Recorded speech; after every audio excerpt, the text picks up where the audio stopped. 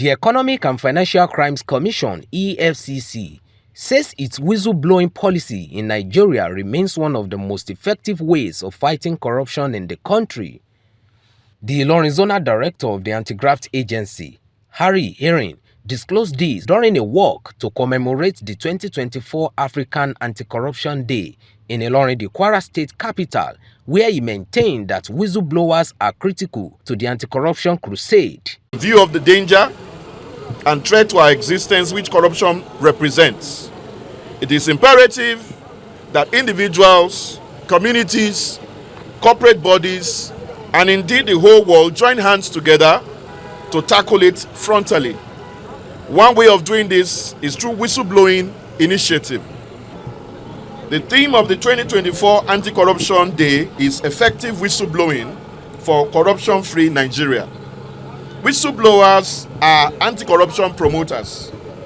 Through their efforts, anti-corruption agencies are alerted about environmental compromises that should be investigated. The alert can come through verbal and non-verbal corridors. At the EFCC, the Eagle Eye app is an established corruption reporting device that is generating intelligence the Commission can leverage on.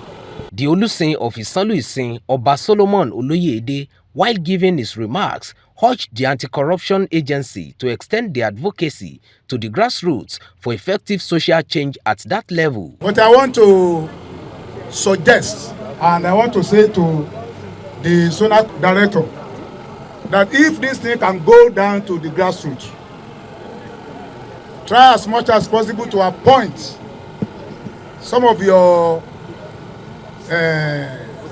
officers to all our local governments. Let each community and villages, from primary school to secondary schools, let's have a day like this. We move around our communities and villages and preach to them, so we catch them young.